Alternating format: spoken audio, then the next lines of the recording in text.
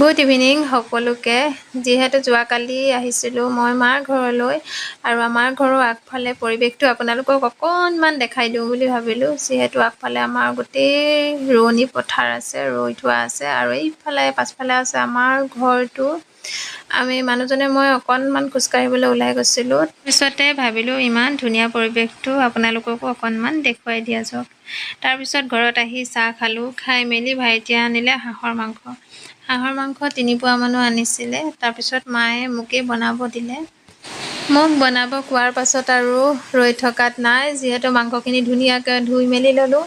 তেলত পিঁয়াজ দিলোঁ। পিঁয়াজখিনি ধুনীয়াকৈ ভাজিয়াৰ পাছত মাংসখিনি দিলোঁ। আপোনালোকে সকলোৱে বনাব জানেই, কিন্তু মই ৰেচিপি দিয়া নাই। মই কেনেকৈ বনালোঁ অকণমান আপোনালোকক দেখাইছোঁ।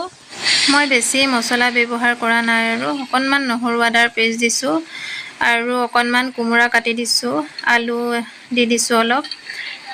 তাৰপিছতে অকণমান কেঁচা জলকীয়া দি গৰম মছলা, জিৰা, অকণমান ৰেড চিলি দি ধুনীয়াকৈ ভাজিছোঁ। তাৰপিছতে ফাইনেলি মোৰ হাঁহৰ মাংস হ'লেই। দেখিছে নহয়, বহুত তেলি আছিলে, খাবলৈও বহুত টেষ্টি হৈছিলে। ভইচটো মই পাছতহে দিছোঁ। আৰু আপোনালোকে কেনেকুৱা পালে জনাবলৈ নাপাহৰিব। আজিলৈ বাই।